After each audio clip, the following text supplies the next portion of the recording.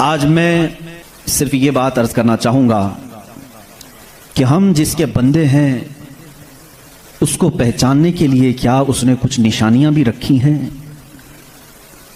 اللہ کی نشانیاں میں کھل کر کے عام انداز سے یہ بات کروں گا. آپ مسلمان گھر میں پیدا ہوئے، آپ کے باپ داداؤں نے، آپ کے ماحول نے آپ کو بتایا کہ تمہارا پیدا کرنے والا اللہ ہے.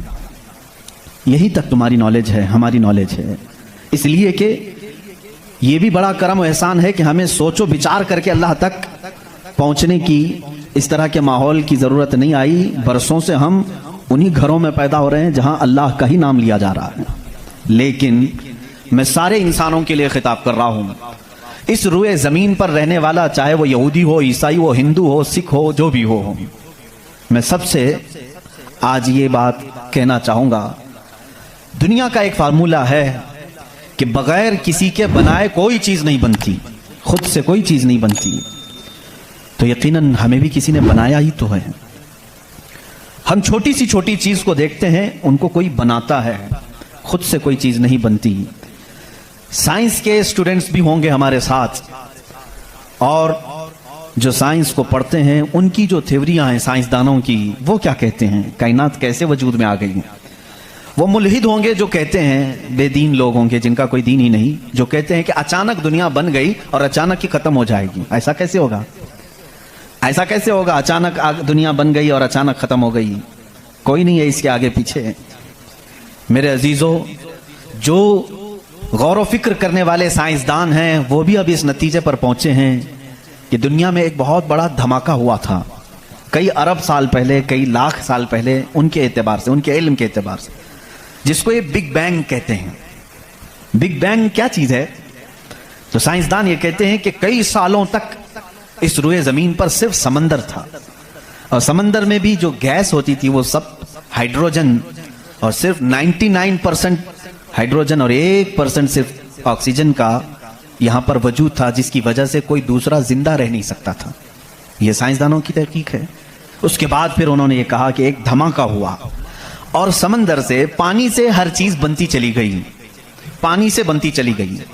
یہ 21ویں صدی میں بات کی جا رہی ہے. یہ بات 21ویں صدی میں کی جا رہی ہے، اور سائنس کے وجود کی تاریخ میں اگر آپ جائیں گے تو زیادہ سے زیادہ کہ 400 سال پہلے تک کی تاریخ ہوگی. 16ویں صدی میں، 17ویں صدی میں، 17ویں سینچری میں سائنس کی کچھ نہ کچھ چیزیں ایجاد ہونے لگی جس کو آج ہم سائنس کہہ رہے ہیں.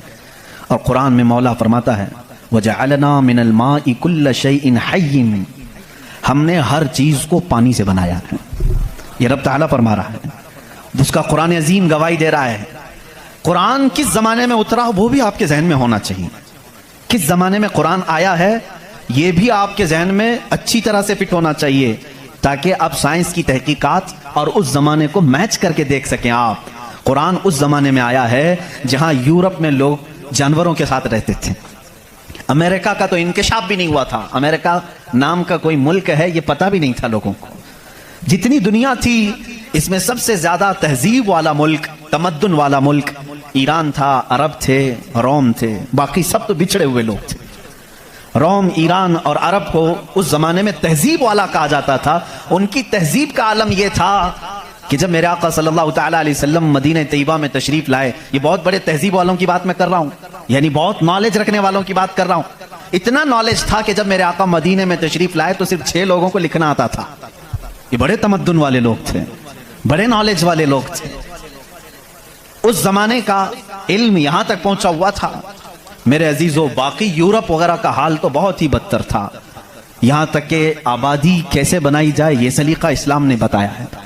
روڈ تک بنانے کے طریقے، راستے کیسے بنتے ہیں، یہ بھی کوئی علم نہیں تھا پہلے. لوگ ستارے دیکھتے تھے اور چلتے جاتے تھے. یا آج جو روڈ بنے ہوئے ہیں اس کی ایجاد ہی سیدنا عمر فاروق نے کی ہے رضی اللہ تعالیٰ، کہ عام ایک راستہ ہونا چاہیے، ہائی وے ہونا چاہیے، اس کو پکا بنانا چاہیے کہ لوگ اسی سے گزریں. آج آپ کو راستے اتنے بنے ہوئے ہیں اس لیے کوئی تارا نہیں دیکھتا، صرف سامنے دیکھتے ہیں. آپ تارے دیکھیں گے تو پھر بڑا مسئلہ ہو جائے گا. اس زمانے میں تارے دیکھ کر کے چلتے تھے. عزیزان گرامی، یورپ کا حال اس زمانے میں یہ تھا کہ نالج نام کی کوئی چیز نہیں تھی. وہ لوگ انت وشواس، جیسے آج بھی ہمارے ہاں کچھ لوگوں میں موجود ہے، اندھا یقین، ان چیزوں پر بہت عمل کرتے تھے، جیسے اپشگن ہو جانا، یہ تمام معاملات میں بہت وہ آگے تھے، حتیٰ کہ بیماریوں کو بھی وہ بیماری نہیں سمجھتے تھے۔ جیسے آج یورپ جادو ٹونے پر یقین نہیں رکھتا، ہر چیز کو بیماری کہتا ہے، اس زمانے میں ہر بیماری کو وہ جادو سمجھتے تھے، شیطان سمجھتے تھے، بیماری کا ان کو ادراک بھی نہیں تھا۔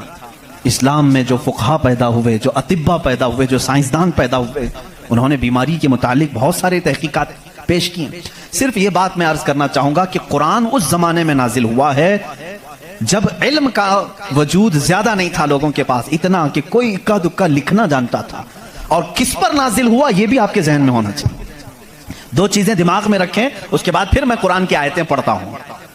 ایک، ماحول ایسا ہے، سائنس کا وجود نہیں، علم کا وجود نہیں، علم نام کی چیز ہی نہیں تھی لوگوں کے پاس، اور جس پر نازل ہوا وہ ایسا رسول ہے جو کسی کا شاگرد بھی نہیں، کوئی استاد نہیں، محمد الرسول اللہ صلی اللہ تعالی علیہ وسلم۔ ان پر قرآن نازل ہوا، ایسے ماحول میں نازل ہوا جب کوئی علم جاننے والا نہیں تھا، اور جس پر نازل ہوا وہ کسی یونیورسٹی سے پڑھا، کسی کالج سے پڑھا، کسی مدرسے سے پڑھا ہوا رسول نہیں۔ اس رسول کا معلم اور استاد صرف خالق کائنات ہے۔ جبرائیل علیہ الصلوۃ والتسلیم کا بھی صرف اتنا کام رہا ہے، جو رب نے حکم دیا اتنا ہی پہنچا دیا، بلکہ بہت ساری قرآن کی باتیں ایسی ہیں جو جبرائیل پہنچا تو گئے لیکن اس کا علم انہیں بھی نہیں دیا گیا، انہیں بھی نہیں دیا گیا۔ اب یہ دو باتیں کسی کو بھی چیلنج کر کے بتا دینا، تاریخ کی سچائیاں اس بات کا انکار نہیں کر سکتی، اپنے تو اپنے، غیروں نے بھی حضور کی تاریخ لکھی ہے، اور سبوں نے اقرار کیا ہے کہ محمد صلی اللہ علیہ وسلم ایک ایسے پروفٹ ہیں جو پوری زندگی بھر کسی استاد کے پاس گئے نہیں، کسی استاد کے پاس گئے نہیں۔ اور یہ بھی حکمت ہے میرے مولا کی، اسی لیے ہم اس رسول کو النبی الامی کہتے ہیں۔ امی کا مطلب کچھ بیوقوف لوگ آج کے زمانے کے جو بدعقیدہ ہیں وہ ان پڑھ کرتے ہیں، رسول ان پڑھ تھے، معاذ اللہ، بیوقوفوں تمہیں معلوم نہیں، امی کا مطلب ہوتا ہے کسی سے پڑھا ہوا نہیں، ان پڑھ میں اور کسی سے نہ پڑھا ہوا ہونے میں بہت بڑا فرق ہے۔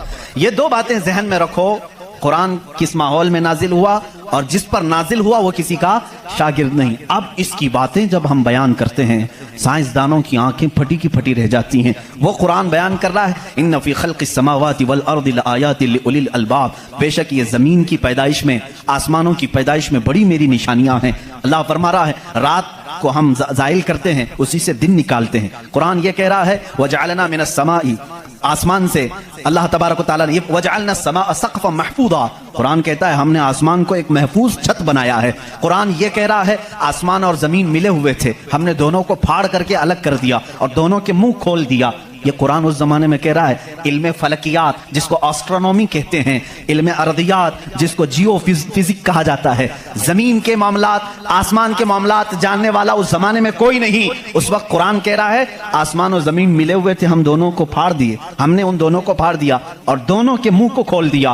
اب کا سائنس کہتا ہے زمین و آسمان کو دیکھنے کے بعد ایسا لگتا ہے کہ یہ گیلیکسی میں ملا ہوا ایک سیارہ تھا، اور یہ پھر زمانے کے بدلتے بدلتے آسمان الگ ہو گیا، زمین الگ ہو گئی۔ اب کا سائنس یہ کہتا ہے، اور پھر یہ بند نہیں ہے، جیسے ہماری چھت بند ہے، اوپر سے پانی ڈالو تو نیچے کچھ نہیں آئے گا، نیچے کے فرشی بھی بند ہے، نیچے زمین سے کوئی چیز یہاں مسجد میں نہیں نکلے گی۔ سائنس اب یہ کہہ رہا ہے آسمان میں جگہ جگہ سوراخ ہیں، منہ کھلا ہوا ہے، زمین میں بھی جگہ جگہ سوراخ ہیں، دکھنے والے نہیں، یہ کھلا ہوا ہے۔ اس کا مطلب میں بھی سمجھ نہیں پایا تھا، آسمان کھلا ہوا ہے، زمین کھلا ہوا، منہ کھلا ہوا ہے، کیا مطلب؟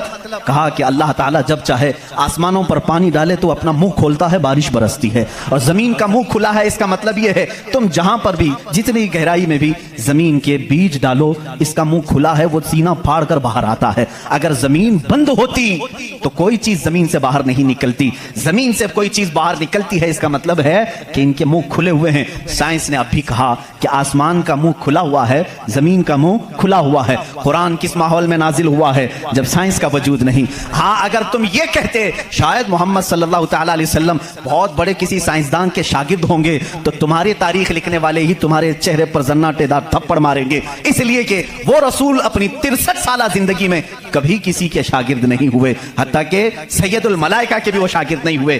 قرآن یہی کہہ رہا ہے زمین کی پیدائش میں، آسمان کی پیدائش میں میری نشانیاں ہیں۔ عزیزان گرامی اب میں وہ نشانیاں گناؤں بہت طویل وقت درکار ہے۔ کبھی آپ نے محسوس کیا کہ آسمان اللہ کی نشانی ہے؟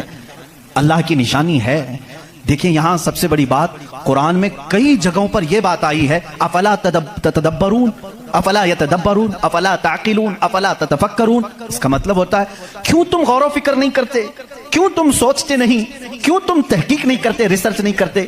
رب تعالیٰ بار بار یہ فرما رہا ہے. یہ کس کے لیے ہے؟ میں ان لوگوں کے لیے کہتا ہوں جو ایک خدا کو چھوڑ کر کروڑوں کے سامنے جھک رہے ہیں. میں ان سے کہتا ہوں تم سوچتے کیوں نہیں؟ کون ہے تمہیں پیدا کیا ہے؟ کون ہے جو تمہیں بنایا ہے؟ قرآن دعوت دے رہا ہے ان کو سوچنے کی. میرا یقین یہ کہتا ہے جو بھی انسان اس کائنات میں ہے اللہ نے اسے اتنی عقل ضرور عطا کی ہے کہ اگر وہ سوچنے پر آ جائے تو اپنے رب تک ضرور پہنچے گا. اگر وہ غور و فکر کرنے پر آ جائے تو جھوٹے خداؤں کو چھوڑ دے گا. ایک صحابی ہیں حضور صلی اللہ تعالیٰ علیہ وسلم پر ایمان لانے کے بعد وہ کہتے ہیں حضور ایام جہالت میں ہمارے سے دو ایسے معاملات ہوئے، ایک واقعہ یاد کرتا ہوں تو رونا آتا ہے اور ایک واقعہ یاد کرتا ہوں تو ہنسی آتی ہے.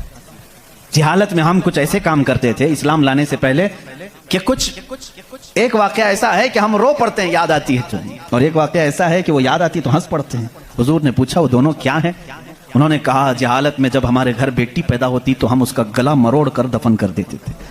ہم نے اپنے ہاتھوں سے کئی بچیوں کو دفن کیا، وہ جب بھی یاد آتا ہے تو رو پڑتے ہیں، رونا آتا ہے. ہنسی کس بات پر آتی ہے؟ وہ کہتے ہیں ہم جب سفر پر نکلتے تھے تو ہمارے جو خدا ہوتے تھے ان کو آٹے کا بنا لیتے تھے. ہم ویسے تو مٹی کا بناتے ہیں اور پھر پانی میں ڈبوتے ہیں.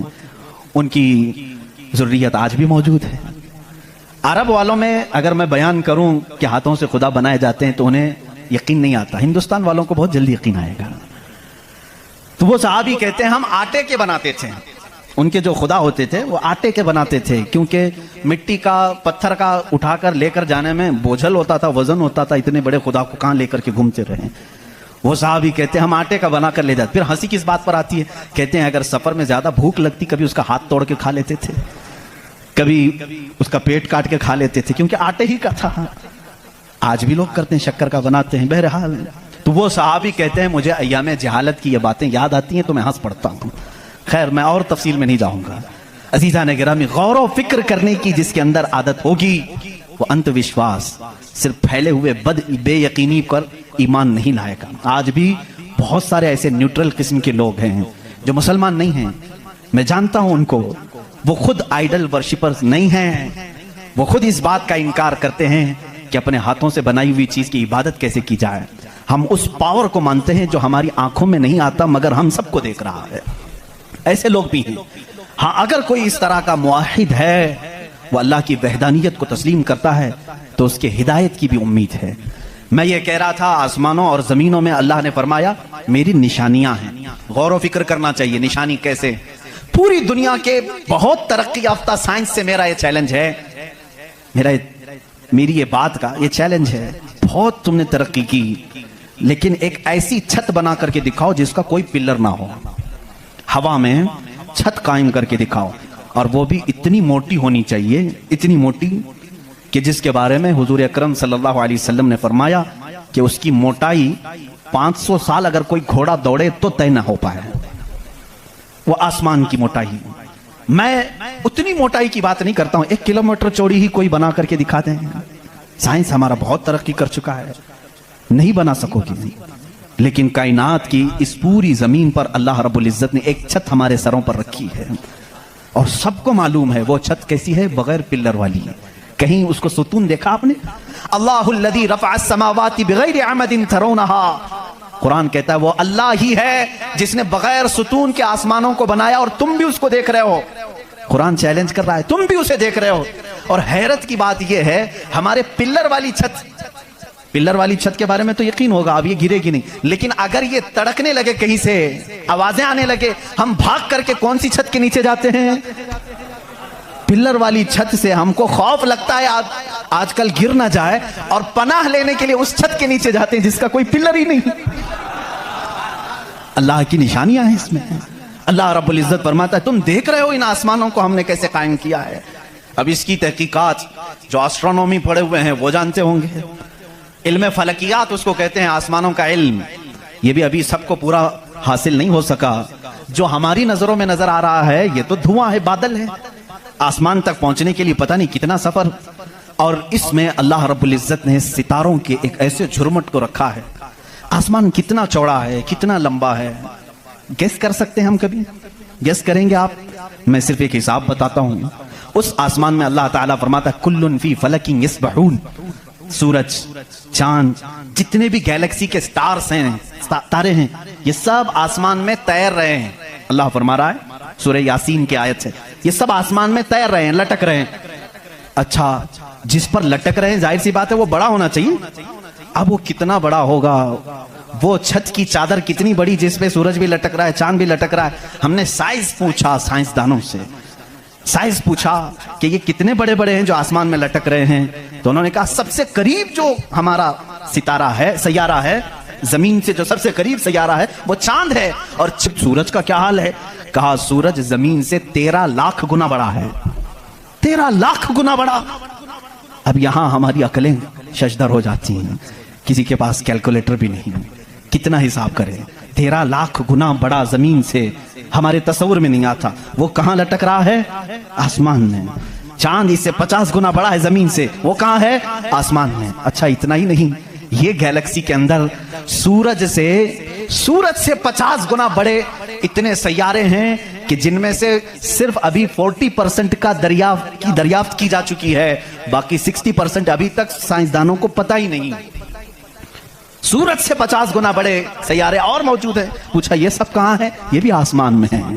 اسی لیے میرے مولا نے فرمایا بے شک آسمانوں کی پیدائش میں اس کی بڑی نشانیاں ہیں.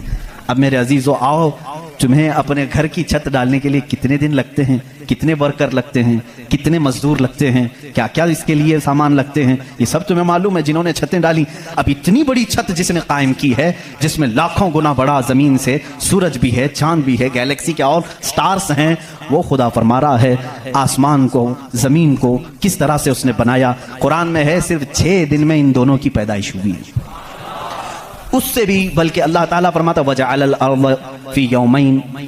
اللہ نے زمین کو 2 دن میں پیدا فرمایا، آسمان کو. اور اس میں جتنی سجاوٹ ہے، سجاوٹ کیا ہے؟ یہ پورے سمندر کو رب فرما رہا ہے وہ زمین کی زینت ہے. جتنے درخت ہیں وہ زمین کی زینت ہیں. اور آسمان کی زینت کیا ہے؟ چاند ہے، سورج ہے، ستارے ہیں. یہ سب 4 دن میں بنے، کل 6 دن میں ان کی پیدائش ہوئی ہے. کل 6 دن میں ان کی پیدائش ہوئی ہے. میاں ہماری دکان نہیں بنتی 6 دن میں. اور وہ خالق کائنات فرما رہا ہے 6 دن میں اس پوری کائنات کے زمین و آسمان کی پیدائش ہوئی. تو کیا یہ اللہ رب العزت کی نشانیاں نہیں ہیں؟ غور و فکر، تدبر. میں اگر سنی ہوئی باتوں پر یقین نہیں آتا کچھ لوگوں کو، کیونکہ وہ سائنس کے ماحول میں آج جی رہے ہیں، وہ ہر بات سائنس کی یقین کے ساتھ مان لیتے ہیں. میں ان سے ہی کہتا ہوں اپنے سائنسدان آقاؤں سے پوچھیں کہ اس زمین کا حجم کتنا بڑا ہے، آخر یہ ٹھہری کیسے ہے اتنے دن تک، یا اب تک قائم کیسے ہے، یہ ہلتی کیوں نہیں ہے. اچھا اس کے بعد رب تعالیٰ فرماتا ہے ہم نے اس زمین کو پانی پر بچھایا ہے. اے اللہ تیرے عجائب قدرت عجیب در عجیب ہیں، کتنے عجیب ہیں. آپ سے میں کہتا ہوں حوض میں یا مسجد کا بھی حوض ہے، جاؤ ایک چادر اس کے اوپر بچھاؤ، ٹاول لے کر کے بچھاؤ، کتنی دیر تک وہ پانی پر کھڑا رہے گا. ٹاول چادر اس کی موٹائی کتنی ہے؟ بہت پتلی سی ہے، وہ mm میں آئے گی، لیکن وہ آپ کے اس پانی پر ٹھہر نہیں سکتی. اگر آپ کہیں موٹی چیز میں بچھاؤں، موٹی چیز بچھا کر کے دکھاؤ کتنی دیر وہ رک سکے گی؟ نہیں رک سکے گی. اور یہ اللہ نے قرآن میں فرمایا ہم نے پانی پر زمین کو بچھایا. اور اس کا انکار سائنس بھی نہیں کر رہی ہے. سائنس بھی یہی کہتی ہے زمین کو جتنی جگہ سے کھودا جائے پانی ہی ہے. ہم بھی تو بورول جو نکالتے ہیں زمین کو کھودنے کے بعد پانی آتا ہے. اب پانی پر اس زمین کو بچھایا رب تبارک و تعالیٰ نے. کتنا وزن یہ اٹھائی ہوئی ہے، کتنا وزن اٹھائی ہوئی ہے. سب سے بڑا وزن تو ان مشرکین کا ہے جو اس رب کو نہیں مانتے ہیں. یہ دھرتی کا بوجھ ان کو کہتے ہیں، یہ سب کو اٹھائی ہوئی ہے. پتہ نہیں کتنے کروڑوں ٹن اس پر وزن ہے یہ، لیکن کبھی بھی ہلتی ہوئی نظر نہیں آتی. لیکن اس کو بھی قرآن میں اللہ فرما رہا ہے ہم نے اس زمین کو ہلنے سے روکنے کے لیے جگہ جگہ پر پہاڑوں کو میخ بنا کر گاڑ دیا. والجبال اوتادا، اور پہاڑوں کو ہم نے میخ بنا کر گاڑ دیا ہے. اب اس کی تحقیق اس زمانے میں نے اپنے پڑھنے کے زمانے میں اس کی ایک تحقیق اپنے استاد کے پاس پڑھی تھی. صفا مروہ کے بارے میں اختلاف چل رہا تھا. سعودی یہودی حکومت نے صفا مروہ کو پوری طور پر ختم کرنے کی ناپاک کوشش کی اور الگ سے انہوں نے مسعی بنایا صحیح کرنے کا. تو اختلاف علماء میں تھا کہ انہوں نے زیادہ چوڑا کر دیا. اسی زمانے میں یہ تحقیق ہوئی پہاڑ جو ہے اس کا وجود زمین پر کیسا ہوتا ہے. ان سعودیوں نے کہا پہاڑ ایسا اوپر شیپ میں ایسا ہوتا ہے، ट्रायंगल होता है, ऊपर से कोना होता है, नीचे चौड़ा होता है। इन सऊदियों ने कहा नीचे भी ये जड़ें छोड़ता है, फैलता हुआ जाता है, जैसे दरख्त ऊपर होता है और नीचे उसकी जड़ें फैली हुई होती हैं। तो इन्होंने कहा नीचे भी वो पहाड़ का हिस्सा है, इसलिए हमने बाजू में भी रास्ता बनाया ताकि सफा मरवा की सही अगर हो रही है तो वो पहाड़ों के बीच में ही हो रही है। मेरे उस्ताद गिरामी मिस्र के हैं, उन्होंने पूरी इस पर तहकीक के साथ किताब लिखी, चैलेंज किया, कहा पहाड़ों को अगर खोद करके देखो, हमारा यकीन ये कहता है, उन्होंने बहुत सारे दलाइल से साबित किया, पहाड़ ऊपर से जो इस तरह के शेप का होता है, ट्रायंगल ऊपर से, नीचे वो जड़ें नहीं छोड़ता, बल्कि अंदर जाते जाते और बारीक हो जाता है, अंदर बारीक होते होते होते बहुत पतला होकर नीचे तक जाता है। मैंने पूछा नीचे कितनी अंदर तक है? उन्होंने कहा जो पहाड़ तुम्हें ऊपर दिख रहे हैं ये पहाड़ का 1% है, बाकी 99% पूरा नीचे होता है। ये पहाड़ों की ऊंचाई, ये पहाड़ों की जो ऊंचाई है ये 1% है, 99% पूरा नीचे होता है। हैरत में पड़ गए, इतना नीचे पहाड़ है। कहा यही तो बात है, क्या तुम दीवार में जब मेख ठोकते हो तो ऊपर कितना दिखता है और अंदर कितना रहता है? 2 इंच का अगर हम ले रहे हैं मेख और कील तो उसका मुंह सिर्फ ऊपर थोड़ा सा, वो भी mm में होगा, और 2 इंच तक अंदर वो दीवार में धंसा हुआ होगा। और जब कुरान में मौला ने फरमाया है जमीन पर हमने पहाड़ों को मेख बनाकर गाड़ दिया है, आज साइंस ये कह रहा है कि पहाड़ 9 गुना नीचे अंदर तक मौजूद है। कुरान किस जमाने में नाजिल हुआ? एस्ट्रोनॉमी नहीं थी, एस्ट्रोलॉजी नहीं थी, जमीन के ये जियोफिजिक नहीं थे, आलाजात नहीं थे, तहकीक के लिए माइक्रोस्कोप, टेलीस्कोप कुछ नहीं था। उस जमाने में कुरान जमीन के अंदर की बात बता रहा है। ये अजीम मौजिज़ा है कुरान का मेरे अजीजों। इसीलिए कुरान कहता है सोचते क्यों नहीं, फिक्र क्यों नहीं करते? वही है खालिक कायनात जिसने इस पूरे निजाम को बना रखा है। ये इतनी नहीं है, ये जो जमीनों में नजर आ रही हैं इनकी तहकीकात करते करते कई लोगों की जिंदगियां खत्म हो गई। कुछ चांद की तहकीक पर चले, कुछ सूरज की तहकीक पर चले, कुछ जमीन की तहकीक पर चले। इंसानों को भी अल्लाह ने ये इल्म दिया है, ये अकल दिया है।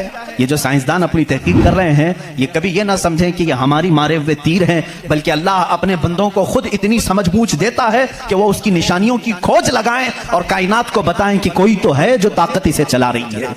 उस दौर में इमाम आजम कह रहे हैं जब इलेक्ट्रॉनिक दौर नहीं था। आज के लोग हो सकता है यकीन कर लें इलेक्ट्रॉनिक कश्ती होगी, हो सकता है कोई उसको इलेक्ट्रॉनिक मशीन चला रही होगी, ऐसा नहीं है। उस जमाने में कोई इस चीज की इजाद नहीं थी। उसने कहा क्या पागलपन की बातें कर रहे हो, किसको बना रहे हो तुम? क्या ऐसी कोई कश्ती है जो खुद से सामान भी उतारती है और चढ़ा भी लेती है और चलने भी लग जाती है? इमाम आजम अबू हनीफा रहमतुल्लाह अलैह ने फरमाया इतना तेरा दिमाग चलता है कि कोई कश्ती समंदर पर बगैर चलाने वाले के नहीं चलती। ये पूरे दिन और रात का निज़ाम और लोगों की मौत और हयात का निज़ाम, ज़मीन से पौधों को निकालने का निज़ाम, बराबर वक्त पे मौसम के आने का निज़ाम बगैर किसी के चलाए कैसे चल सकता है? कभी इसमें ताखीर तुमने देखी? कभी तुमने ये देखा कि रात हुई नहीं? कभी तुमने देखा कि दिन हुआ ही नहीं? वो अपने वक्तों पर सारी चीजें चला रहा है। अजीज़ान गिरामी, इन तमाम चीज़ों में एक निशानी है उसके वजूद की। इसीलिए अल्लाह रब्बुल इज़्ज़त ने सूरह इखलास में यूँ फरमाया कुल हुवल्लाहु अहद, ऐ महबूब आप फरमाते वो अल्लाह एक है। अब एक होने की निशानियां भी बहुत हैं, एक होने की निशानियां भी बहुत हैं। हम बचपन में पढ़ते थे, हमारे पास एक हमारे वालिद किताब पढ़ाते थे, उसमें एक सवाल एक बूढ़ी औरत से किसी ने किया था कि बड़ी भी तुमने अल्लाह को एक माना है? कहा हाँ बिल्कुल। वो चरखा सिलती थी, चरखा जिसमें कपड़े सिले जाते हैं। मौलवी साहब ने पूछा क्या दलील है कि कोई निजाम को चला रहा है, कोई है खुदा? उसने कहा मेरी मशीन ये सबसे बड़ी दलील है मेरे लिए। कहा कैसे? कहा ये जो चक्कर काटती है मशीन, जब तक मैं पाँव हिलाती नहीं ये चरखा चलता नहीं। ये निजाम शमसी पूरा बगैर किसी के चलाए कैसे नहीं चलता? कहा अच्छा ठीक है, बड़ी अक्लमंद औरत है, मशीन को ही अल्लाह की निशानी समझ लिया तूने। उस औरत से उन्होंने दूसरा सवाल किया, अच्छा चलो ठीक है कोई तो है चलाने वाला, ये क्यों कहती हो कि वो एक ही है? कहा चलो ठीक है उसकी भी निशानी मेरी ही मशीन है, उसकी निशानी भी मेरी ये मशीन है। कहा कैसे? कहा चलो मैं इधर से चलाती हूँ तू उधर से चला, बैठ जा मेरे सामने, मैं इधर से चलाती हूँ तू उधर से चला, फिर देखते हैं कपड़े की हालत क्या होती है। कपड़ा जो है हो सकता है लेडीज की बजाय जेंट्स का हो जाए, जेंट्स की बजाय लेडीज का हो जाए, कुछ का कुछ बन जाए। क्यों? उन्होंने कहा बात तो सही है। उस बूढ़ी औरत ने कहा मैंने अपने चरखे से ही ये दीन सीखा कि अगर कायनात में एक के बजाय दूसरा होता तो झगड़े हो जाते। एक खुदा कहता मैं बारिश बरसाऊंगा, दूसरा कहता नहीं नहीं मैं धूप डालूंगा, तीसरा कहता नहीं मैं ठंडी लाऊंगा। इनके झगड़ों में फिर कायनात का निजाम दरहम बरहम हो जाता। लेकिन निजाम बराबर बराबर चल रहा है, इसकी इस बात की दलालत है कि चलाने वाले दो नहीं एक ही है। تو نہیں ہے، ایک ہی ہے۔ اگر دو ہوتے اسی کو اللہ نے قرآن میں فرمایا لو کان فیہما آلہۃ الا اللہ لفسدتا، اگر زمین و آسمان میں دو خدا ہوتے اللہ کے علاوہ، رب فرما رہا ہے ضرور اس میں فساد ہو جاتا، ضرور فساد ہو جاتا۔ اس لیے کہ ایک جو عقل سے ہمارے درمیان ہم نے دیکھا ہے جو چلا سکتا ہے، وہ دو لوگ نہیں چلاتے ہیں، دو لوگوں کی ذہنیت الگ ہو جاتی۔ اب اس کو فلسفے میں آئیں گے جس کو فلسفی کہتے ہیں، یہ بھی ایک علم ہے۔ فلسفی لوگوں کے دماغ کے اعتبار سے بھی ہم نے اس کو ثابت کیا۔ اگر دو ہیں، پہلی بات آپ کے دماغ میں یہ ہونا چاہیے کہ خدا وہ ہے جو کسی کا محتاج نہیں۔ اتنی بات تسلیم کرتے ہو؟ جو کسی کا محتاج نہیں۔ جب یہ فارمولہ تمہارے دماغ میں ہے تو آپ دو کو لے کر کے آؤ، دو کو لاؤ گے تو دونوں کا دماغ ایک ساتھ نہیں چلے گا، یا تو پھر مشورے سے چلیں گے۔ مشورہ کرے گا تو ایک دوسرے کا محتاج ہوگا، اور جو محتاج ہوگا وہ خدا نہیں ہوگا۔ مثال کے طور پر دونوں بیٹھے ہیں، چلو آج میٹنگ کرتے ہیں، کل بارش کریں گے، تو ظاہر سی بات ہے ایک نے دوسرے کو پوچھا تو پہلا والا دوسرے کا محتاج ہوا کہ نہیں؟ اب خدا کے بارے میں ہمارا تصور یہ ہے وہ اپنے کاموں میں کسی کی شراکت نہیں چاہتا، کوئی شریک نہیں ہے اس کا۔ اب اگر شریک ہو گیا تو اس کی فضیلت کہاں ہے؟ ایک ہونے میں جو فضیلت ہے وہ دو میں ہے نہیں، ایک ہونے میں جو فضیلت ہے وہ دو میں ہے نہیں۔ اسی لیے ہم لاکھوں کروڑوں کے سامنے سر جھکانے والوں سے کہتے ہیں مان لو ایک ہی کو، ایک ہی کو تسلیم کرو۔ اس لیے کہ جتنے ادیان ہیں دنیا میں تقریباً سب کے ہاں ایک تصور ہے خدا کا تصور۔ ایتھیزم کو چھوڑ کر کے میں باقی سب کی بات کروں، ہندوؤں کے نظریات میں بھی خدا کا تصور ہے، کوئی تو ہے، ایک بھگوان کے کچھ بھی نام لیں۔ عیسائیوں کے مذہب میں یہی ہمارے رب ذوالجلال کا تصور ہے، خدا کا وہ بھی یقین کرتے ہیں، یہودی بھی خدا کو مانتے ہیں، سکھوں کے ہاں بھی ہے۔ تقریباً دنیا میں جو بھی ریلیجیس ہے، کسی مذہب کو مانتا ہے، ان سب مذہبوں میں خدا کا تصور ہے۔ لیکن اب یہ جھگڑا ہے کہ ماننے میں کون خدا ہے کون نہیں ہے۔ یہاں تک تو سب متفق ہیں، ہے کوئی تو ہے، لیکن یہاں آ کر کے چوک جاتے ہیں کہ کس کو ماننا چاہیے کس کو نہیں۔ اس لیے میرے عزیزو، اسلام نے وہ نشانیاں رب ذوالجلال کے واحد ہونے کی اور اس کے طاقتور ہونے کی رکھی ہیں جس کو آج تک دنیا انکار نہیں کر سکی، اور قرآن کے اس معجزے کو آج تک کوئی چیلنج نہیں کر سکا۔ میں سائنسدانوں سے بھی کہتا ہوں، آپ کو ایک بات یہ بھی میں بتا دوں، ابھی 18ویں صدی کی بات ہے، 18ویں صدی میں امریکہ کا سفر کرنے والے ایک سائنسدان نے ایک نئی چیز کا انکشاف کیا۔ اٹلانٹک اوشین میں یا سمندر کے ایک حصے میں ایک ایسی جگہ ہے جو بالکل ہی ڈارک ہے، ڈارک سپیس اس کو کہتے ہیں، یعنی وہاں روشنی بالکل نہیں، سورج کی ایک کرن بھی وہاں نہیں آتی، اتنا وہاں پر اتنی وہاں تاریکی ہے۔ یہ کب؟ 18ویں صدی میں، یعنی آج سے 200 سال پہلے کی بات ہے۔ اس نے انکشاف کیا، دنیا کو بتایا میں نے ایک ایسی جگہ دیکھی، بہت ہی ڈارک ہے، بہت اندھیرا ہے۔ وہ جب واپس آیا تو علماء ربانیین نے سورہ نور کی قرآنی آیتیں پڑھی۔ اللہ فرماتا ہے کہ اذا اخرج یدہ لم یکد یراہ ومن لم یجعل اللہ لہ نورا فما لہ من نور۔ اللہ فرماتا ہے ہم نے کائنات میں ایک ایسی جگہ رکھی ہے کہ اس پہ اندھیریوں پر اندھیریاں ہیں، اگر تم ہاتھ بھی نکالو گے تو ہاتھ بھی نظر نہیں آئے گا، ہاتھ بھی نظر نہیں آئے گا۔ یہ کہاں کا؟ یہ علم البحر جس کو کہتے ہیں، سمندروں کا علم رکھنے والا جو پوری زندگی سمندروں کی کھوج میں لگا دیا، وہ لا کر کے بتایا۔ اس نے سوچا میں بہت بڑا تیر مارا ہوں، لیکن جب بتایا قرآن پڑھنے والوں نے کہ یہ تو قرآن میں ہے، اللہ فرما رہا ہے ایک ڈارک سپیس ہے کائنات میں جہاں تم ہاتھ بھی نکالو گے تو نہیں نظر آئے گا، اتنا ڈارک ہے۔ وہ سٹپٹا گیا، پریشان ہوا، میں اس کی تحقیق کروں گا، یہ قرآن میں آئی کیسے بات؟ سب سے پہلا دنیا کا میں انکشاف کرنے والا ہوں، میں اس کو سب کو بتانے والا پہلا فرسٹ آدمی میں ہوں، یہ پہلے سے کہاں سے آ گئی قرآن؟ پھر وہی دو باتیں میں بتاتا ہوں میرے عزیزو۔ اس کو بھی یہی جھٹکا لگا کہ یہ قرآن اس زمانے میں نازل ہوا جب سائنس کا وجود نہیں تھا، اور اس پر نازل ہوا جس کو دنیا میں کسی نے سکھایا نہیں تھا۔ بعد میں پھر اس نے یہ سوچا شاید ہو سکتا ہے پروفیٹ محمد صلی اللہ علیہ وسلم سمندروں کا سفر بہت کرتے ہوں گے، ان کے سمندروں کے سفر میں شاید کبھی یہ جگہ آ گئی ہوگی، اس لیے انہوں نے اپنے من سے قرآن میں یہ لکھ دیا ہوگا۔ اس نے یہ نتیجہ نکالا، لیکن دوسرے ہی دن اسے پھر بڑا جھٹکا یہ لگا کہ جب سیرت مصطفیٰ پڑھا اس نے، اللہ اکبر، حضور کی 63 سالہ زندگی میں آپ نے ایک مرتبہ بھی سمندر کا سفر کیا ہی نہیں، یہ بہت بڑا جھٹکا لگا کہ وہ محمد صلی اللہ علیہ وسلم کبھی پوری زندگی میں سمندر کا سفر کیے ہی نہیں۔ میرے عزیزو، اس بات میں غلط فہمی میں نہ آنا کہ وہ سمندروں کو نہیں جانتے تھے۔ وہ معراج کا سفر کرنے والا رسول سمندروں کو ضرور جانتا ہے، لیکن یہ حکمت الہی تھی کہ کبھی سمندر کے سفر کرنے کا اتفاق نہیں ہوا۔ اب اسے جھٹکے پر جھٹکا یہ لگا جو کبھی سمندر کو گیا ہی نہیں، وہ اگر اٹلانٹک اوشین میں موجود ڈارک سپیس کو بتاتا ہے تو ضرور وہ اپنے پیٹ سے نہیں بتا رہا ہے، وہی اس کو بتایا ہوگا جس نے ڈارک سپیس بنایا ہے۔ یہی اللہ رب العزت کے وحدانیت کی نشانیاں ہیں، اس کے وجود کی نشانیاں ہیں۔ قرآن پڑھو، اس میں بہت ساری چیزیں جنہوں نے یہ انکشاف کیا کہ کچھ سمندروں میں ایسے اللہ رب العزت نے بنایا ہے، وہ بھی آپ کو مل جائیں گے۔ دو سمندر ملتے ہیں اور دونوں کا رنگ الگ ہے، ایک سمندر نیلا ہے، ایک سمندر پیلا ہے، دونوں کا ٹیسٹ بھی الگ ہے، ادھر کا میٹھا ادھر کا کھارا نمکین ہے، لیکن وہ بہت دور تک ملتے ہوئے جاتے ہیں، لیکن اس کا پانی اس میں نہیں آتا، اس کا پانی اس میں نہیں آتا۔ کیوں نہیں آتا؟ اللہ فرماتا مرج البحرین یلتقیان، مرج البحرین یلتقیان بینہما برزخ لا یبغیان فبأی آلاء ربکما تکذبان۔ اس رب ذوالجلال نے فرمایا ہم نے دو سمندروں کو بہایا ہے، دیکھنے والوں کو ایسا لگتا ہے کہ یہ مل گئے ہیں، لیکن ہم نے اس میں نہ دکھنے والی ایک ایسی دیوار بنائی ہے کہ اس کا پانی اس میں نہیں ملتا، اس کا پانی اس میں نہیں ملتا۔ یہ بھی کون سے رسول کی زبان سے اللہ تعالیٰ بتا رہا ہے لوگوں کو؟ جو رسول کبھی سمندر کا سفر کیا ہی نہیں، اس رسول کی زبان سے اللہ نے دو سمندروں کے ملنے کی بات کی۔ سائنسدانوں، اب تو تمہیں ماننا ہی چاہیے کہ قرآن رسول کا اپنا بیان کیا ہوا کلام نہیں ہے، اسی کا یہ کلام ہے جس نے سمندروں کو اس طرح پیدا کیا ہے۔ کائنات میں بہت ساری چیزیں ہیں میرے عزیزو، قرآن اللہ رب العزت کا یہ کلام اتنی ہی نہیں، یہ تو بڑی بڑی نشانیاں میں نے کہا، اگر اس کی معرفت اس کی کھوج میں لگ جاؤ گے تو زندگی تمام ہو جائے گی۔ میں تو کہتا ہوں اللہ نے ایک بات یہ بھی فرمائی ہے تمہارے لیے، وَفِي أَنفُسِكُمْ أَفَلَا تُبْصِرُونَ۔ اللہ فرما رہا ہے تم ادھر ادھر نشانیاں ڈھونڈ رہے ہو، ہم نے تمہاری ذات میں اپنی نشانیاں رکھی ہیں، تم نہیں دیکھتے؟ تمہاری ذات میں ہماری نشانیاں ہیں، تم نہیں دیکھتے؟ اتنی نشانیاں ہیں، اس کے لیے آپ کو کئی علوم پڑھنے کی ضرورت ہے۔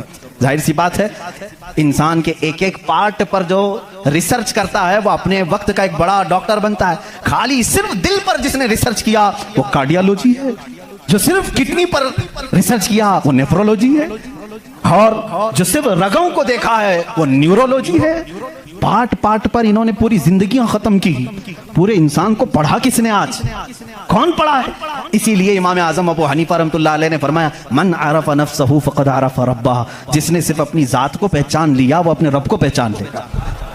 تمہارے جسم میں جس طرح کی چیزیں اللہ نے بنائی، ڈاکٹر سے جا کر کے پوچھو کہ ہمارے جسم کے اندر کا جو نظام ہے، ایک بار جو نس کٹ گئی 1000 ڈاکٹر مل کر کے وہ نس نہیں قائم کر پاتے۔ یہ رگوں کا سلسلہ ایسا ہے، اور فرمایا گیا بلکہ تحقیقات بتاتی ہیں ہمارے جسم کے اندر موجود یہ نسوں کو، رگوں کو نکال کر کے اگر بچھا دیا جائے کئی 1000 کلومیٹر لمبی ہو جائیں گی، کئی 1000 کلومیٹر لمبی ہو جائیں گی۔ یہ نسوں کا اتنا لمبا سفر ہو جائے گا، اتنا سارا مواد اللہ نے تمہارے جسم میں رکھا۔ اور رب تعالیٰ یہ فرماتا ہے، مفاہیم آیات میں بیان کر رہا ہوں، کبھی آپ نے سوچا ہم نے زبان سے جو جو چیزیں کھائی، اللہ اکبر، میں ایک بڑے محقق کے حوالے سے کہتا ہوں، روٹی کو انہوں نے کہا تمہاری روٹی تمہارے کھانے اللہ کی نشانیاں ہیں۔ میں نے پوچھا روٹی بھی نشانی ہے اللہ کی؟ کہا ہاں۔ تم ایک روٹی کو کہاں کہاں سے حاصل کرتے ہو؟ اناج کھیت سے لیا، فصل جب آئی اس کو کٹایا، پسایا، آٹا بنایا، پھر گھر میں لایا، گوندھنے کے لیے دیا، آٹا گوندھا گیا، روٹیاں بیلی گئیں، توے پر رکھی گئیں، بن گئی۔ کتنی منزلوں سے گزری، کھیت سے آئی، پسائی میں گئی، گندھائی میں گئی، پکائی میں گئی، اب اس کے بعد ریڈی ہو کر تمہارے برتن میں آئی۔ اس کے بعد تم نے کیا کیا؟ اب تک سب تمہارا اختیار چل رہا ہے، تم اپنی مرضی سے کر رہے ہو۔ گیہوں کا لانا ہے، جو کا لانا ہے، جوار کا لانا ہے، کس کا لانا ہے، تمہاری مرضی۔ آٹے سے کتنا گوندنا ہے، نرم گوندنا ہے، موٹا گوندنا ہے، تمہاری مرضی۔ روٹی موٹی پکانی ہے، پتلی پکانی ہے، تمہاری مرضی۔ روٹی پک جانے کے بعد 4 ٹکڑے کرنے، 5 ٹکڑے، 2 ٹکڑے، تمہاری مرضی، سب تمہاری مرضی ہے۔ اس کے بعد تم چبا کر کے کھا گئے، اس روٹی کو چبا کر کھا گئے، نگل گئے۔ یہ روٹی جب حلق سے اتر گئی اب تمہاری مرضی نہیں ہے۔ اس ایک ہی روٹی سے گوشت بھی بنتا ہے، اسی ایک روٹی سے خون بھی بنتا ہے، اسی ایک روٹی سے منی بھی بنتی ہے، اسی ایک روٹی سے پیپ بھی بنتا ہے، اسی ایک روٹی سے کف اور بلغم بھی بنتا ہے، اسی ایک روٹی سے سب چیزیں بن جانے کے بعد ہمارے فضلات بھی نکلتے ہیں۔ میں نہیں سمجھ پایا، اے میرے عزیزوں مجھے بتاؤ، ایک روٹی لو، اس کے ایک ٹکڑے سے تم گوشت بنا کے دکھاؤ، دوسرے ٹکڑے टुकड़े से तुम खून बना के दिखाओ, तीसरे टुकड़े से तुम पीप बना के दिखाओ, चौथे टुकड़े से तुम बलगम बना के दिखाओ, नहीं कर सकोगे। इसलिए कि सिर्फ गूंथने पकने तक तुम्हारी मर्जी चलती है, हलक से नीचे उतर जाने के बाद खुदा कदीर और जब्बार का निजाम चलता है। तुम्हारे रिस्क में उसकी निशानियां हैं। कौन है जो बनाता है हमारे जिस्म के अंदर इस रोटी से हमारे जिस्म का हिस्सा? पूछो, जाकर किसी से भी पूछो, ये हमारा जिस्म मोटा ताजा गोश्त कैसे बन गया?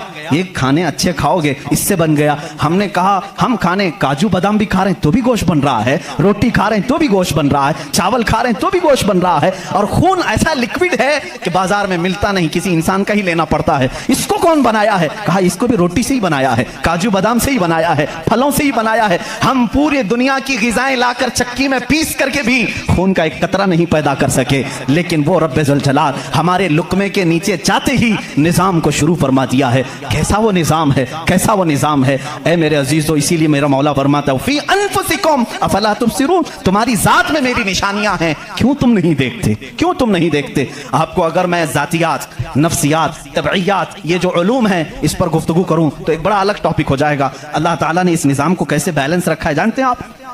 कभी आपको मालूम है हमारे कानों में एक अलाइनमेंट होता है, जैसे व्हील अलाइनमेंट करते हैं, हमारे दोनों कानों के बीच में एक कतरा छोटा सा अल्लाह ने रखा है, ये बैलेंस को बरकरार रखता है। जो सनकी होते हैं, जिनको कहते हैं पागल हो गया, झोले खाता रहता है, ये कौन लोग हैं जानते हैं आप? जिनको कभी कभार फीड्स आ जाती है, चलते चलते आड़े टेढ़े हो जाते हैं, ये कौन है? जिनका सिर्फ वो कानों के बीच का एक कतरा भी हिल गया तुम्हारा बैलेंस नहीं बिगड़ जाएगा। तुम खड़े कैसे होते हो? दो पैरों पर सीधे खड़े रहते हो, जब तक चाहो खड़े रहो, चलना चाहो तो सीधे चलते हो। अगर वो बैलेंस चूक गया, जैसे कार व्हील अलाइनमेंट छूटने से इधर उधर जाने लगेगी, तुम्हारे पैर लड़खड़ाने शुरू हो जाएंगे। इस एक हल्के कतरे से अल्लाह ने तुम्हारे पूरे वजूद को रखा है। तुम्हें टेढ़ा करने के लिए सिर्फ उस कतरे को जुम्बिश देने की जरूरत है, सिर्फ जुम्बिश देने की जरूरत है। मैंने साइंस की एक तहकीक पढ़ी, अल्लाह अकबर, हैरत होती है। उन्होंने ये तहकीक करके बताया, ये जो तुम्हारी पलकें झपकती हैं, खुलती भी हैं, झपकती भी हैं, जानते हैं आप ये कितनी हल्की हैं और किसी को एहसास भी नहीं होता कब झपकी कब खुली, किसी को एहसास नहीं होता। कहा इसके अंदर कौन सी ताकत है? क्या रबर है, मैग्नेट है, कैसे ये कैसे होती है? इसको एक साइंसदान ने कहा कि अगर किसी की पलक झपकना छूट जाए, नहीं झपक सकती, तो उसको बिल्डोजर से खींच के भी बंद नहीं कर सकोगे, इतनी ताकत लगा करके भी उसे बंद नहीं कर सकोगे, ऐसा फ्लेक्सिबल है, ऐसा रबर है। और अगर बंद हो गई तो खोल भी नहीं सकोगे, पूरी ताकत लगा के टूट के फट जाएगा ये पलक, खुलेगी नहीं, नहीं खुलेगी। झपक गई तो वही रह गई, खुली तो बंद नहीं होगी। पूरी दूसरी कोई भी अल्टरनेट ताकत से अगर तुम चाहो इसको बंद करना या खोलना नहीं कर सकोगे। उन्होंने कहा बस हमारे इन पलकों में अल्लाह ताला ने एक हल्का सा रबर रखा है जो फ्लेक्सिबल है और बगैर तुम्हारे चाहे भी ये हिलती है, बंद होती है। और कहा कि अगर इन पलकों में ये झपकने और खुलने का मादा ये खत्म हो जाए, ये रबर, ये फ्लेक्सिबिलिटी खत्म हो जाए, तो वो इंसान पागल हो सकता है, बल्कि आंख न बंद होने की वजह से वो मर भी सकता है। वफी अनफुसिकुम अफला तुबसिरून। हम इन तमाम नेमतों को समझ नहीं पाते, बल्कि दिन में हजारों बार झपकते हैं, खोलते हैं, एहसास नहीं है इस नेमत का। अगर ये बंद होना खत्म हो जाए या बंद हो गई, खुल ना सके, तो क्या कर ले जाओगे? कुछ नहीं कर सकोगे। बल्कि मेरे अजीजों, तुम्हारे जिस्म पर मौजूद ये रोंगटे, ये बाल भी अल्लाह की अलामत हैं, निशानियां हैं। जानते हो बाल सब एक ही तरह के हैं, लेकिन अभी 2 ही दिन कबल मैं पढ़ रहा था, जहन क्या है जाता नहीं इन चीजों की तरफ, क्योंकि मामूल पे चल रहे होते हैं। एक साहब ने मुझसे सवाल किया कि हजरत बाल जो है हमारी आंखों पे भी हैं, पलकों में, और ऊपर भवों पे, आईब्रो भी हैं, और बाल सर पे भी हैं और दीगर जगहों पर हैं। सर के बाल और दीगर जगहों के बाल बढ़ते हैं, ये बाल बढ़ते क्यों नहीं? बाल सेम है, बाल सेम है, ये बढ़ते नहीं, और ये बढ़ते ही रहते हैं, इनको जितना काटो बढ़ते ही रहते हैं। ऐसा क्या है? अल्लाह अकबर। उस दिन मुझे हैरत हुई, मैंने कभी इस चीज पर तवज्जो नहीं की, कभी नहीं सोचा। हो सकता है आपका जहन न गया हो। पढ़ने पर एक मुहक्किक ने यह भी लिखा है, देखने में ये सारे बाल एक तरह से हैं, इन बालों में सारी चीजें एक ही तरह की हैं, देखने में ये काले हैं तो वो भी काले हैं, कुव्वत भी इनकी सेम है, लेकिन अल्लाह रब्बुल इज्जत ने उन बालों में بڑھنے کا خون رکھا ہے، ان بالوں میں بڑھنے والا خون آتا تک نہیں ہے، آتا تک نہیں۔ عزیزان گرامی، اس کی یہ نشانیاں ہیں بہت ساری، اس کی تحقیقات پھر کسی موقع پر میں عرض کروں۔ اور پیٹ کے اندر موجود چیزیں جو اپنا نظام خود بخود چلا رہی ہیں، نہیں چلا سکو گے، نہیں چلا سکو گے۔ دل جتنی مرتبہ یہ دھڑکتا ہے، اس کے اندر جو پریشر ہے، کہا گیا ہے یہ جو خون کو دبا کر کے جسم میں پھیلاتا ہے، اس کے متعلق سائنس یہ کہتا ہے اتنا پریشر ہے کہ دنیا میں کسی فوارے پہ، کسی فاؤنٹین میں اتنا پریشر نہیں ہوگا جتنا دل میں پریشر ہے۔ اور یہ اتنی تیزی سے ایک بار پمپ کرتا ہے کہ خون پورے جسم میں ناخن تک آ جاتا ہے۔ ایک بار کے پمپ پر ایک بار اس طرح دل نے دبایا خون کو باہر تو خون ناخن تک پہنچتا ہے، اتنا پریشر اس کے اندر ہے۔ امریکہ کی ایک لیبارٹری میں ایک پاکستانی عالم دین گئے تھے، کارڈیالوجی تھے وہ ڈاکٹر، وہ ایک عالم کو لے کر کے گئے، اور کارڈیالوجی نہیں، ریڈیالوجی بھی غالباً کچھ ہے جس میں آوازیں سننے کا آلہ ہوتا ہے، ایک مشین ہوتی ہے جسم کے اندر حرکت کرنے والی ہر آواز کو اس میں سنا جا سکتا ہے۔ پلک آپ جھپکتے ہیں، آپ سانس لیتے ہیں تو اس کی آواز کیسی ہوتی ہے۔ تو انہوں نے کہا آج چلیے لیبارٹری میں آپ کو بتاتا ہوں کہ دل کی آواز، ہم تو یہاں ہاتھ رکھتے ہیں تو دھک دھک دھک کی آواز آتی ہے۔ تو انہوں نے کہا ہم آپ کو اس سے سناتے ہیں، ایئر فون لگائے گئے، بڑی بڑی مشینیں تھی، ہلکی سی بھی وہاں پر ہوا بھی آتی تو اس کی زور آواز آتی ہے۔ وہ ایک لیب ہے، یہ عالم دین کہتے ہیں میں نے سنا دل کی آواز۔ میں نے پوچھا اس ڈاکٹر سے کہ آپ کے ہاں ہر آواز کا نام لکھا گیا ہے، دل جو آواز کرتا ہے اس کا کیا نام ہے آپ کے یہاں؟ کہتے ہیں دل جو ہے لپ لپ لپ لپ یہ آواز کرتا ہے، سائنس میں یہ لکھا گیا ہے۔ وہ مسکرا ہے، کہا تھوڑی سی خطا ہو گئی، بلکہ دل کہتا ہے رب رب رب رب۔ ہر انسان کا دل جو دھڑکنے کی آواز آتی ہے مشینوں سے انہوں نے خود سنا۔ ہاں ہو سکتا ہے کچھ توتلے لوگ ہوتے ہیں را کو لا کہہ جاتے ہیں، ہو سکتا ہے تمہیں لپ لپ لپ سنائی دیا ہو، مگر میرا ایمان یہ کہتا ہے ہر دل رب رب رب ہی کہتا ہے۔ جو اس کو دھڑکن دیا ہے اگر وہ دل اسے یاد نہ کرے، عزیزان گرامی کائنات کی بہت ساری چیزیں اس کی نشانیاں ہیں، سمندروں میں اس کی نشانیاں ہیں۔ آپ کو معلوم ہے سمندروں کا علم البحر جن کو معلوم ہے، جو غوطے لگاتے ہیں وہ کہتے ہیں زمین پر جتنی مخلوقات ہے اس کے 10 گنا زیادہ مخلوقات سمندروں میں موجود ہیں۔ سمندروں میں یہاں جتنے کیڑے دیکھ رہے ہو، کتنے مکوڑے دیکھ رہے ہو، یہاں جتنے قسم کی مخلوقات آپ دیکھ رہے ہیں اس کے 10 گنا زیادہ مخلوقات سمندروں کے اندر ہے۔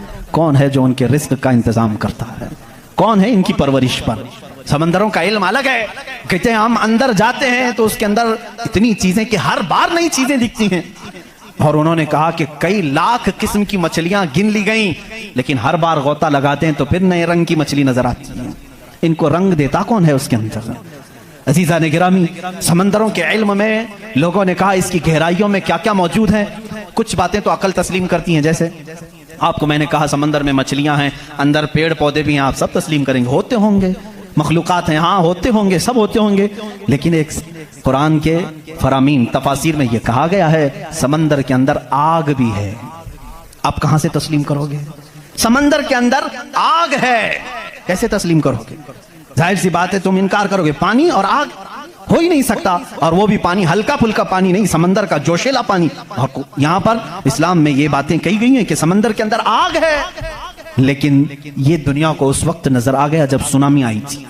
انڈونیشیا میں جو ساحل پر سونامی کی لہریں جنہوں نے دیکھی، جس کی رفتار 2000 کلومیٹر پر آر تھی، 2000 کلومیٹر پر آر کی رفتار سے وہ پانی چل رہا تھا، اور اس کی ہائٹ جو موجوں کی وہ 200 فٹ اونچی تھی۔ 200 فٹ اونچی لہریں 1000 کلومیٹر پر آر کی رفتار سے جب جا رہی تھی تو مشاہدہ کرنے والوں نے کہا جب وہ لہریں چلتی تھی تو پیچھے آگ کے شعلے نکلتے تھے، سمندر میں آگ کے شعلے نکلتے تھے۔ آج سائنس اس بات کو تسلیم کر چکا ہے، سمندر میں کئی ایسے پہاڑ ہیں جو آتش فشاں ہیں، جن کو وولکینو کہا جاتا ہے، آگ اگلنے والے پہاڑ ہیں، آگ اگلنے والے پہاڑ ہیں۔ وہ کئی مہینوں میں اور سالوں میں اپنے اندر موجود آگ کو باہر اگلتے ہیں تو سمندر میں طغیانی آ جاتی ہے، سمندر کے اندر موجوں کی بھنور آ جاتی ہے۔ یہ تمام چیزیں آج سائنس کہہ رہا ہے، میرا مولا قرآن میں اس چیز کو بیان فرما رہا ہے، جبکہ پھر میں آپ کو بتا رہا ہوں قرآن اس ماحول میں اترا جب سائنس نہیں تھا، اور اس رسول پر اترا جو سمندروں کا سفر نہیں کیا تھا۔ اللہ تبارک و تعالیٰ نے پہاڑوں کے علم کے متعلق قرآن میں بیان فرمایا، ستاروں کے علم کے متعلق، سمندروں کے علم کے متعلق، زمین کا یہ جیو فزک ہو، آسٹرونومی ہو، ستاروں کا آسٹرولوجی ہو، علم الفلکیات ہو، اس کے بعد نباتات، یہ پیڑ پودوں کے علم کے لیے بھی قرآن موجود ہے۔ اللہ رب العزت ان کے متعلق بھی فرما رہا ہے، ان کے جوڑ بنائے گئے۔ آج دنیا یہ کہہ رہی ہے کہ ایک پیڑ کو دوسرے پیڑ سے لگاتے ہیں تو پھل اچھے آتے ہیں، پھل اچھا آتے ہیں۔ یہ حدیث پاک میں ملتا ہے۔ مدینہ طیبہ میں کلمی کرتے تھے صحابہ اس وقت، کھجوروں کی، عزیزان گرامی، پیڑ پودوں کی جب تحقیقات ہوتی ہیں تو اب اس پر بھی سائنس حیران ہے کہ ہم نے پھولوں کو دیکھا، یہ پھول جب کھلتے ہیں تو اس میں اچانک آ کر کے پینٹ کون کر جاتا ہے، یہ رنگ کون ڈالتا ہے؟ ہم نے درختوں کو ہرا ہی دیکھا ہے، ہرے ہی ہوتے ہیں، لیکن جب پھول نکلتے ہیں تو یہ رنگ آتا کہاں سے ہے؟ اس کی تحقیق کرتے کرتے ڈالیوں کو لوگوں نے چیر دیا، پتوں کو پھاڑ دیا، لیکن پھول کا رنگ پورے درخت میں کہیں نہیں پایا، کہیں نہیں پایا۔ ان پودوں کو اور ان پھولوں کو کون رنگ دیتا ہے؟ بلکہ حد تو یہ ہے میرے عزیزو، اس کی سب سے بڑی چیز یہ نشانیوں میں سے یہ بھی ہے کہ پیڑ پودوں کو تم لہلہاتے ہوئے آج دیکھتے ہو، ان کی پیدائش پر کیا تم نے غور و فکر نہیں کیا؟ یہ کیسے پیدا ہوتے ہیں، کیسے نکلتے ہیں؟ اللہ اکبر! ان کو تم نے زمین کے اندر بو دیا تھا، مٹی ڈال دی تھی اور اس پر پانی ڈال کر برابر کر دیا تھا، لیول کر دیا تھا، اور اچانک دوسرے دن تیسرے دن جا کر دیکھتے ہو وہ زمین کا سینہ چیر کر باہر آیا ہوا ہے۔ اتنا ہی نہیں، وہ چھوٹا سا کومپل نکلا ہوا پودا باہر آتا ہے، اب وہ کتنی چیزوں کو فیس کرتا ہے، ہواؤں کا بھی مقابلہ کر رہا ہے، طوفان بھی آ رہے ہیں، لیکن وہ پودا وہیں لگا ہی لگا ہے۔ چھوٹے پودے کو بڑی سے بڑے طوفان ہلاک نہیں کر سکے۔ کون ہے وہ ہلکے پودے کی حفاظت کر رہا ہے؟ بڑی بڑی ہواؤں سے، وہ بڑی بڑی طاقتوں کو اڑا لے جانے والی ہوائیں آتی ہیں، لیکن ہلکے پودے کی حفاظت ہو رہی ہوتی ہے۔ وہ فصلیں لانے تک کون ہے ان کی حفاظت کرتا ہے؟ قرآن میں 20ویں پارے کی شروع کی آیتیں پڑھو گے آپ کا یقین تازہ ہو جائے گا۔ امن خلق السماوات والارض وانزل لكم من السماء ماء فانبتنا به حدائق ذات بهجا ما لكم ان تنبتوا شجرها اإله مع الله، کیا اللہ کے سوا کوئی ہے؟ اللہ فرماتا ہے کون ہے جس نے زمین کو تمہارے لیے قرار بنایا؟ کون ہے جو زمین کو پھاڑ کر کے اس میں نہریں بنایا؟ کون ہے جو تمہارے لیے آسمانوں کو چھت بنایا؟ کون ہے جو اس میں سے تمہیں رنگ برنگے پودے نکالتا ہے؟ کیا اللہ کے سوا کوئی ہے؟ اِلَٰهٌ مَعَ اللَّهِ۔ اس طرح کی 5 آیتیں جس میں سوال ہے اِلَٰهٌ مَعَ اللَّهِ، کیا اللہ کے سوا کوئی ہے؟ اب میرے عزیزو، میں نے آسمانوں کی بات کی، زمینوں کی بات کی، گیلیکسی کی بات کی، پیڑ پودوں کی بات کی، سمندروں کی بات کی، بلکہ میں نے تمہارے ذات کی بھی بات کی۔ تمہارے جسم میں موجود ہر عضو، ہر پارٹ اللہ کی نشانی ہے، اللہ کی نشانی ہے۔ تم میں سے کوئی بھی ایک عضو دوسرا ڈپلیکیٹ بنا نہیں سکتا، بنے گا تو صاف نظر بھی آئے گا۔ آنکھ چاہے تو بکرے کی لگا لو لیکن دکھائی کچھ بھی نہیں دے گا۔ اس آنکھ کے اندر جو چیز موجود ہے وہ دوسرا اس کی کاپی کر نہیں سکتا۔ روبوٹ تو بہت بنا لیے لیکن جینے والا، فیلنگ رکھنے والا انسان دوسرا تخلیق نہیں کیا جا سکا، بلکہ وہ قرآن میں اللہ چیلنج کر رہا ہے۔ تم تو انسانوں کے ابھی یہ کہہ رہے ہیں کہ جنین بنائے جا رہے ہیں، یعنی ہم ڈپلیکیٹ انسان بنانے کی کوشش کر رہے ہیں، یہودی اس پر ریسرچ کر رہے ہیں، لیکن مولا تو فرما رہا ہے کہ یہ ایک مکھی بھی بنا نہیں سکیں گے۔ 17ویں پارے کا آخری صفحہ ہے جس میں رب تبارک و تعالیٰ فرماتا ہے کہ لن يخلقوا ذبابا ولو اجتمعوا له، یہ سارے کے سارے مل کر کے ایک مکھی نہیں بنا سکیں گے۔ ضعف الطالب والمطلوب، یہ کتنے ہی کمزور قسم کے لوگ ہیں جو دوسری تخلیق کی بات کر رہے ہیں۔ اسی لیے میرے عزیز ہو، جب کوئی بنا نہیں سکتا، اسی لیے اسلام نے کہا اپنے ہاتھوں سے بھی کوئی جسم نہ بناؤ، اس لیے کہ تم خدا بننے کی کوشش کر رہے ہو۔ بنانا کسی کے جسم کو صرف کام ہے اللہ کا کام ہے۔ اپنے ہاتھوں سے کوئی چیز تعمیر، یعنی شکل و صورت والی کوئی بھی چیز نہ بناؤ جو اللہ کی تخلیق ہے۔ ایسی چیزیں جس میں جان ہے، جو چلتی پھرتی ہیں، ان چیزوں کو بنانے کے لیے منع اسلام نے اسی لیے کیا کہ تم قدرت کی تشبیہ چاہتے ہو، اللہ رب العزت کی برابری کرنا چاہتے ہو، تم سے یہ ممکن بھی نہیں ہو سکے گا۔ دیکھتے ہو آج ہمارے ہاں ناٹک ہے، ہمارے ہاں لوگوں کا انت وشواس ہم دیکھ رہے ہیں، بے وقوفی کی حد ہو گئی، حد ہو گئی آج بھی کہ لوگ اپنے ہاتھوں سے جس کو بنائے۔ میں آپ کو بناؤں، خدا کون ہے؟ تمہارا یقین کیا ہونا چاہیے اور دنیا کیا چاہتی ہے؟ میں سب کو کھلے عام میسج دے رہا ہوں، سب کے لیے۔ کچھ لوگ یہ سمجھتے ہیں ہم کو خدا بنانا پڑے گا، پیسے لانا پڑے گا، بنا نہیں سکتے تو مارکیٹ میں جانا پڑے گا، لال پیلا کالا نیلا خدا خرید کر کے لانا پڑے گا، اور اس کے ہاتھ بھی ہوں گے، 4 ہوں گے کہ 5 ہوں گے کہ 6 ہوں گے، ایسے ہاتھوں والا ہم کو لانا پڑے گا۔ کیسے؟ ارے وہ خدا چل کے بھی نہیں آئے گا، اس کو اٹھا کر کے لانا پڑے گا، بیٹھے گا خود نہیں بٹھانا پڑے گا، سوئے گا خود نہیں سلانا پڑے گا، اور اٹھے گا بھی خود نہیں اٹھانا پڑے گا، اور اسے وہ ڈوبے گا بھی خود نہیں ڈبانا پڑے گا، ٹوٹے گا بھی خود نہیں توڑنا پڑے گا، کھائے گا کچھ نہیں اسے زبردستی کھلانا پڑے گا لوگوں کو دکھانے کے لیے۔ لوگ لوگوں نے اگر اپنے دماغ سے اس کو خدا سمجھا ہے تو میں کہتا ہوں مسلمان کا عقیدہ یہ ہے، میں مجبور ہوں، میں اگر نہیں سو سکتا تو وہ سلاتا ہے، میں اگر اٹھ نہیں سکتا تو وہ اٹھاتا ہے، میں خدا کو اٹھاتا نہیں، میں خدا کو بٹھاتا نہیں، بلکہ میرا عقیدہ یہ ہے خدا مجھے بٹھاتا ہے، خدا مجھے چلاتا ہے، خدا مجھے سلاتا ہے، خدا مجھے کھلاتا ہے، خدا مجھے پلاتا ہے، جب مجھے بھوک لگے تو وہ کھلاتا ہے، جب میں ننگا ہوں تو وہ پہناتا ہے، جب میری جان چلی جائے تو وہ میرا حساب کرتا ہے۔ ہم اس خدا کی تسلیم، اس خدا کا عقیدہ رکھتے ہیں کہ ہم محتاج ہیں، وہ مالک و مختار ہے۔ عقیدہ یہ ہو، عقیدہ یہ ہو، اپنے ہاتھوں سے بنائی ہوئی چیز کو، ارے تمہیں تو فخر کرنا چاہیے، اے آج تو خدا بنا بیٹھا ہے، اسے اس کو فخر سے دیکھو، کہو ارے تو کیا خدا ہے، میں ہی تو بنایا ہوں تجھے۔ کبھی بنانے والا یہ کہہ سکتا ہے نا؟ اور کوئی آ کر کے سارے لوگ عبادت کر رہے ہوں، کوئی آ کر کے سامنے کہہ دیا سارے بھکتوں کے پاس کہ تم اس کو خدا کہہ رہے ہو، میں تو لاتوں سے گوندھ کے بنایا تھا اس کو، میں تو اپنے ہاتھوں سے اس کو بنایا، تو عزت کیا رہے گی؟ اسی لیے آپ نے دیکھا اسلام کا عقیدہ وحدانیت یہ ہے، عقیدہ خدا یہ ہے کہ ہم نے آج تک کروڑوں مسجدیں ہیں، کبھی ہم نے خدا کی جسم تو دور کی بات ہے، کوئی شکل اور تصویر بھی مسجدوں میں نہیں رکھی۔ کیوں؟ اس لیے کہ اگر تصویر لگے گی کہیں خدا کی تو ہم اس کو خدا تسلیم ہی نہیں کرتے، کیونکہ خدا وہ ہے جو کسی کی آنکھ میں آ نہیں سکتا، اور اگر کسی کی آنکھ میں آ گیا تو وہ خدا ہو نہیں سکتا۔